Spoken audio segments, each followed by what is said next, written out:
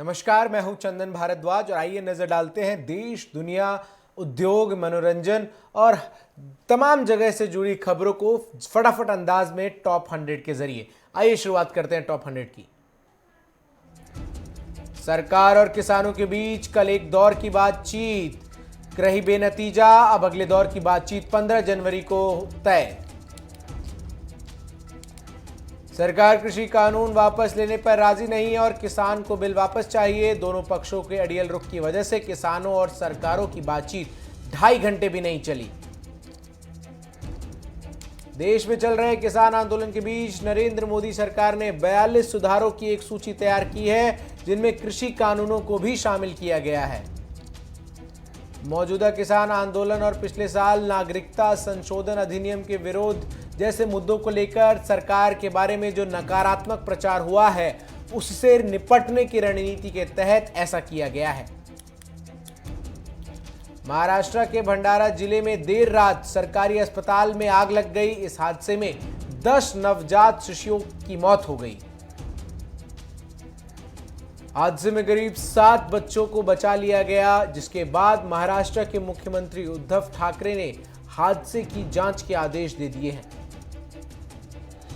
इस दर्दनाक हादसे पर राष्ट्रपति रामनाथ कोविंद, प्रधानमंत्री नरेंद्र मोदी, अमित शाह, राहुल गांधी और राजनाथ सिंह समेत कई नेताओं ने दुख जताया है। गुजरात के पूर्व मुख्यमंत्री माधव सिंह सोलंकी का 94 साल की उम्र में निधन हो गया। माधव सिंह सोलंकी कांग्रेस के बड़े नेता थे और वह 4 बार गुजरात के मुख्यमंत्री रह चुके थे। प्रधानमंत्री नरेंद्र मोदी ने माधव सिंह सोलंकी के निधन पर शोक व्यक्त करते हुए कहा कि उन्होंने गुजरात की राजनीति में अहम भूमिका अदा की। प्रधानमंत्री नरेंद्र मोदी ने आज प्रवासी भारतीय सम्मेलन को संबोधित किया। इस दौरान पीएम मोदी ने कहा कि दुनिया भर में फैले ऊर्जावान भारतीय समुदाय से बात करने को लिए यह बेजोड़ मौका है। सम्मेलन को संबोधित करते हुए प्रधानमंत्री मोदी ने कहा कि आज नई पीढ़ी भले ही जड़ों से दूर हो गई हो, लेकिन उनका जुड़ाव भारत से बढ़ा है। प्रधानमंत्री नरेंद्र मोदी ने कहा कि इस बार कोरोना काल में भारत के लोगों ने शानदार काम किया है और ये लोग आसपास के लोगों के प्रति मददगार दिखे। देश में कोरोना के बीच बर्ड फ्लू ने भी तेजी से पैर पसारने शुरू कर दिए हैं। भारत के 6 राज्य हिमाचल प्रदेश, हरियाणा, मध्य प्रदेश, गुजरात, राजस्थान और केरल में बर्ड फ्लू की पुष्टि हो चुकी है। केंद्र सरकार ने अब हरियाणा और गुजरात में बर्ड फ्लू की पुष्टि की है। गुजरात के जूनागढ़ और हरियाणा के पंचकुला में 2 नमूने पॉजिटिव मिले हैं। हरियाणा के पंचकुला में बर्ड फ्लू की पुष्टि के बाद सरकार ने 1.5 लाख से ज्यादा मुर्गियों को मारने का फैसला किया है। वहीं राजधानी दिल्ली के मयूर विहार फेज 3 इलाके में एक पार्क में मृत कौए मिलने के बाद बर्ड फ्लू की जांच कराई जा रही है। उधर ओखला बर्ड सेंचुरी में भी अलर्ट जारी है। हालांकि दिल्ली में अभी तक बर्ड फ्लू की पुष्टि नहीं हुई है, लेकिन सरकार पूरी तरह से अलर्ट है। दिल्ली में रैपिड रिस्पांस टीम को तैयार कर दिया गया है, जो हालात पर पैनी नजर बनाए हुए है। वहीं छत्तीसगढ़ के बालोद जिले में 4 कौवे मृत मिले। जानकारी के मुताबिक प्रदेश के बालोद में 13 किलोमीटर दूर पौंडी गांव में मृत मिले 4 कौवे के सैंपल भोपाल भेजे गए। हरियाणा समेत देश के कई राज्यों में बर्ड फ्लू के खतरे को देखते हुए पंजाब सरकार ने दूसरे राज्यों से आने वाले मीट, मुर्गा और अंडे पर अगले 7 दिनों के लिए प्रतिबंध लगा दिया है। उत्तर प्रदेश के बुलंदशहर में जहरीली शराब पीने से 5 लोगों की मौत के मामले में मुख्य आरोपी कुलदीप को दिल्ली के शाहदरा इलाके से गिरफ्तार किया गया है। वहीं मुख्यमंत्री योगी आदित्यनाथ ने कार्रवाई करते हुए संयुक्त आबकारी आयुक्त राकेश मणि त्रिपाठी और उप आबकारी आयुक्त सुरेश चंद पटेल को तुरंत हटाने के निर्देश जारी किए हैं। उत्तर प्रदेश के पूर्व मुख्यमंत्री अखिलेश यादव ने कहा है कि बीजेपी वाले चुन चुनकर इमारतों पर बुलडोजर चलवा रहे हैं। अब जब हमारी सरकार बनेगी तब हम इन घरों पर बुलडोजर चलवाएंगे, इनके घरों पर बुलडोजर चलवाएंगे। अखिलेश यादव ने कहा है कि यूपी पुलिस सरकार के इशारे पर गलत काम कर रही है, यह ठोकने वाली पुलिस है। अब यूपी में महिलाएं सुरक्षित नहीं है। कोर्ट सवाल उठा रहे हैं कि क्या यह जंगल राज है। पूर्व मुख्यमंत्री जीतन राम मांझी के हनीमून वाले बयान पर तेज प्रताप यादव ने तीखा वार करते हुए कहा कि मांझी जी मेरे बंगले वाले घर में रहते हैं, कमरे में क्या क्या करते हैं हम भी पोल खोलेंगे। मंत्रिमंडल विस्तार में हो रही देरी को लेकर मुख्यमंत्री नीतीश कुमार ने एक बार फिर इसके लिए भारतीय जनता पार्टी को जिम्मेदार ठहराया है। मुख्यमंत्री नीतीश ने कहा है कि बिहार बीजेपी के प्रभारी भूपेंद्र यादव और प्रदेश अध्यक्ष संजय जायसवाल के साथ उनकी मुलाकात हुई, लेकिन इस दौरान मंत्रिमंडल विस्तार या फिर किसी प्रकार की कोई राजनीतिक चर्चा नहीं हुई। चंडीगढ़ के मेयर चुनाव में भगवा लहराया है। मेयर चुनाव में बीजेपी के रवि शर्मा ने अपने प्रतिद्वंदी कांग्रेस के देवेंद्र सिंह बावला को मात दी। देश में कोरोना के कुल मामलों में इजाफा लगातार देखने को मिल रहा है। इसकी संख्या अब 1,04,31,640 के करीब हो गई है। वहीं अब देश में कुल मरने वालों की संख्या 1,50,798 हो गई है। देश में पिछले 24 घंटे में कोविड-19 के 18,122 नए मामले सामने आए हैं। वहीं इस दौरान कोरोना से 228 लोगों ने अपना दम तोड़ दिया है। पिछले 24 घंटे में 19,253 से ज्यादा मरीज ठीक होने के बाद अब कुल ठीक हुए मरीजों की संख्या 1,56,651 हो गई है। कई स्कूलों में बच्चे और शिक्षकों के पॉजिटिव पाए जाने के बाद बिहार सरकार ने पूरे राज्य के स्कूलों और छात्रों और स्टाफ की रैंडम कोरोना टेस्ट कराने का फैसला लिया है। देश के पहाड़ी राज्यों में बर्फबारी के कारण तापमान में गिरावट आई है। उत्तराखंड में बर्फबारी, कोहरे और ठंड के ट्रिपल अटैक जारी है। उत्तराखंड के ऊंचाई वाले इलाके में बर्फबारी का दौर जारी है। राष्ट्रीय राजधानी दिल्ली के अधिकतर हिस्सों में आज सुबह घने कोहरे की चादर के साथ धुंध दिखाई दी। साथ ही दिन भर आसमान में बादलों का पहरा रहने की संभावना है। हालांकि बारिश के बाद दिल्ली के न्यूनतम तापमान में बढ़ोतरी देखी जा रही है। मौसम विभाग के मुताबिक दिल्ली में न्यूनतम तापमान बढ़कर 12.2 डिग्री सेल्सियस हो गया है। मौसम विभाग के पूर्वानुमान के मुताबिक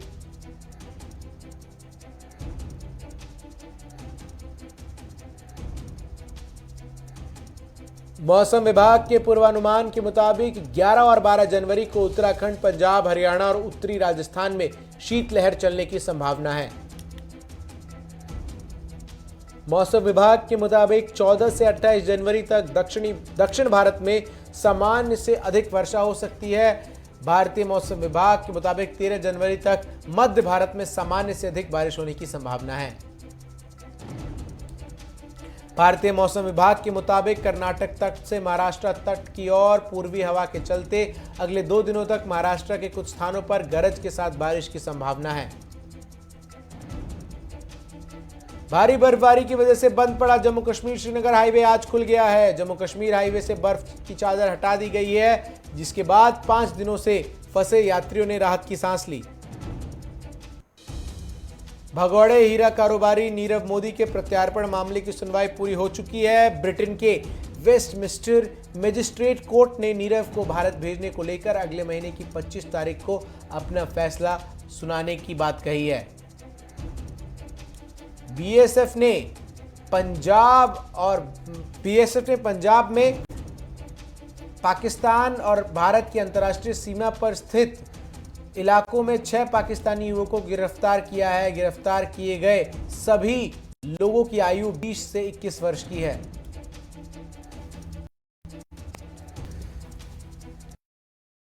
इस बांदा में समाजवादी पार्टी के अध्यक्ष अखिलेश यादव ने बीजेपी पर हमला बोला है। कहा बीजेपी के राज में कानून व्यवस्था बिल्कुल बेकार है। किसानों ने तय कर लिया है कि बीजेपी को हटाना है। बस्ती में नाबालिग से रेप की वारदात को अंजाम दिया गया है। आरोप है कि पुलिस ने पहले तो मामला दर्ज करने से ही मना कर दिया और उसके बाद सिर्फ छेड़खानी का मामला दर्ज किया है। जमशेदपुर में अज्ञात अपराधियों ने घर में घुसकर 35 वर्षीय महिला की बेरहमी से हत्या कर दी। मुखी समाज की मुखिया ने 15 दिनों के अंदर आरोपियों को गिरफ्तार करने की मांग की है। अतनी के सरकारी अस्पताल में कोरोना वायरस का प्रकोप, करीब 25 लोगों पर ट्रायल किया गया।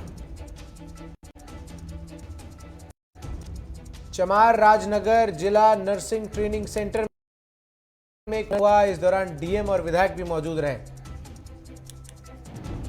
जोधपुर पुलिस ने एक निवासी को घर खाली करने की धमकी देने पर हिस्ट्री सीटर वीरेंद्र सिंह को गिरफ्तार कर लिया। आरोपी के खिलाफ 8 मामले दर्ज हैं।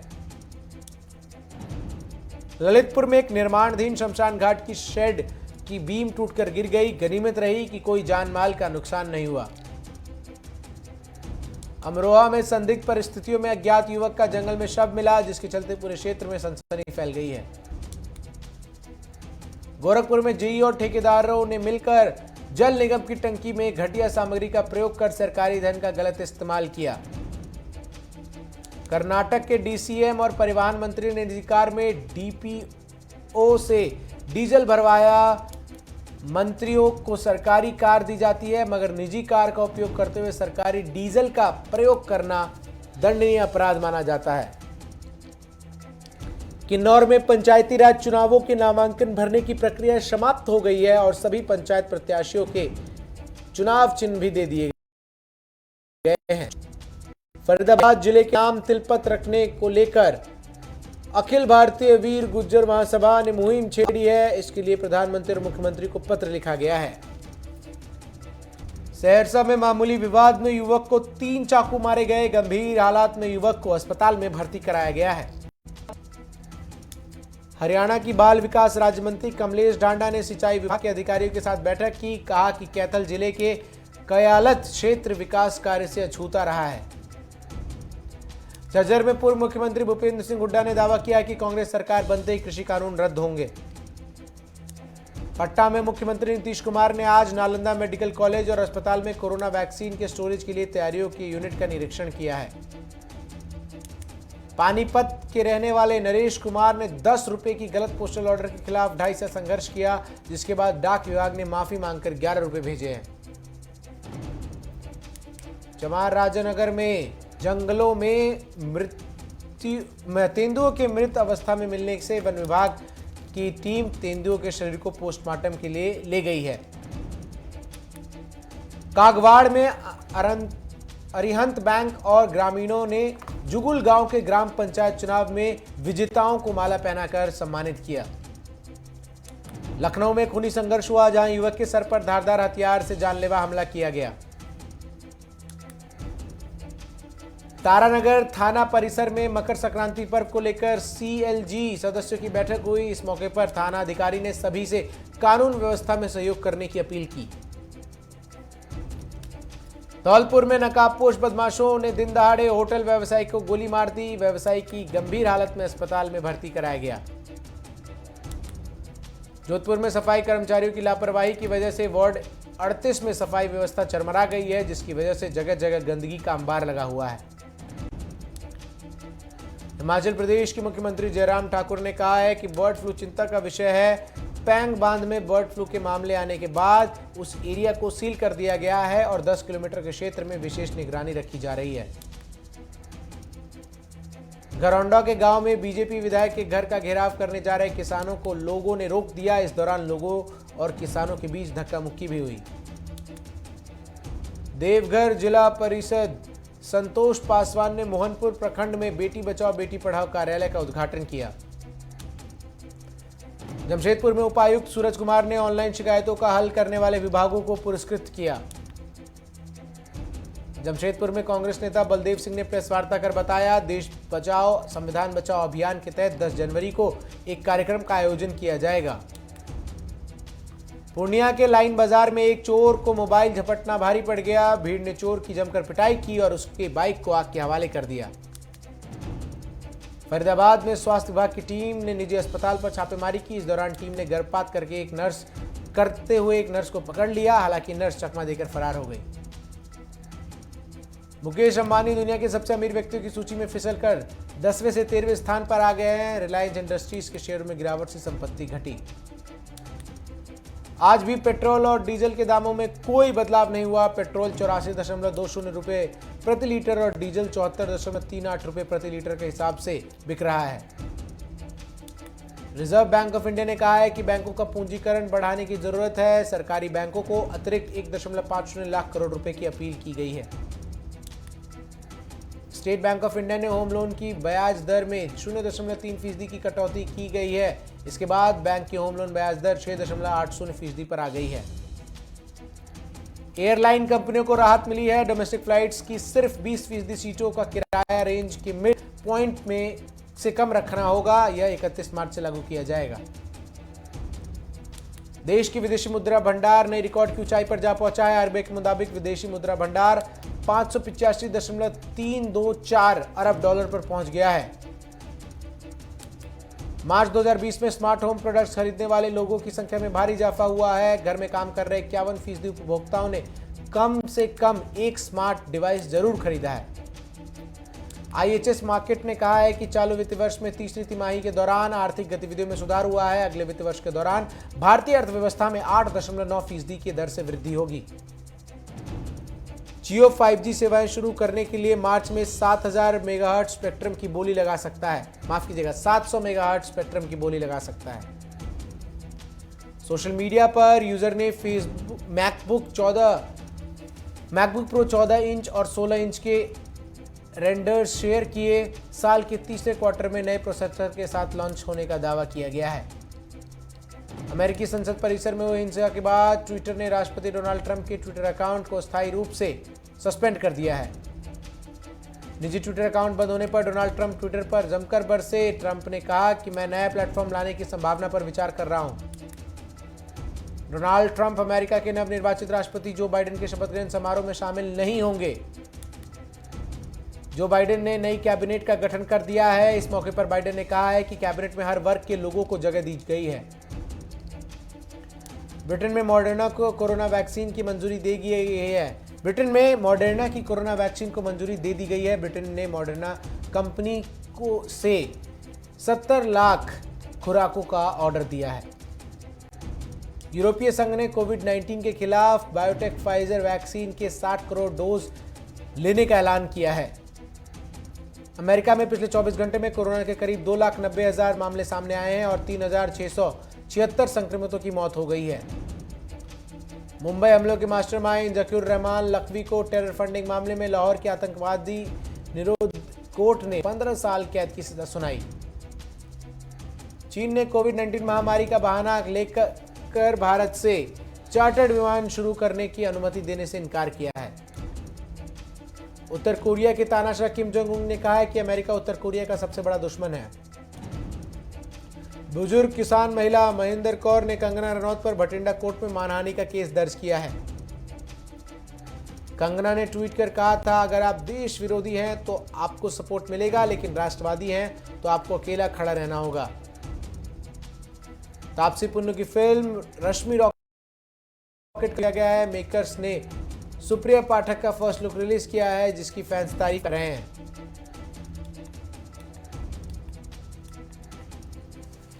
डायरेक्टर संजय पूरन सिंह चौहान चंदा मामा दूर को बनाकर सुशांत सिंह राजपूत को श्रद्धांजलि देना चाहते हैं।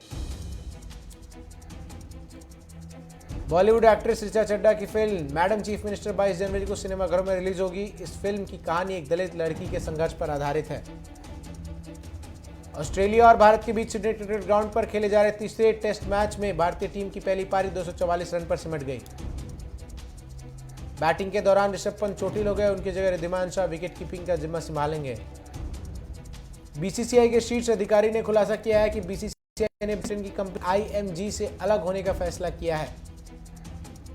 आईसीसी ने श्रीलंका के स्पिन गेंदबाज अकिल धनंजय पर लगा प्रतिबंध हटा दिया है। आईसीसी ने अकिल धनंजय को इंटरनेशनल कोर्ट में क्रिकेट में गेंदबाजी करने की अनुमति दे दी है। श्रीलंका क्रिकेट टीम के ऑलराउंडर सोहान जयसूर्या ने इंटरनेशनल क्रिकेट से संन्यास लेने की घोषणा कर दी है। तो इसी के साथ आज के लिए दुनिया टॉप 10 के अलावा जिस तरीके से हमने आपको उन तमाम खबरें दिखाई जो दुनिया से संबंधित है और अलग अलग देशों से संबंधित है और तमाम जो खबरें हैं उसमें बस इतना ही। खबरों का सिलसिला गुलिस्तान न्यूज़ पर लगातार जारी है।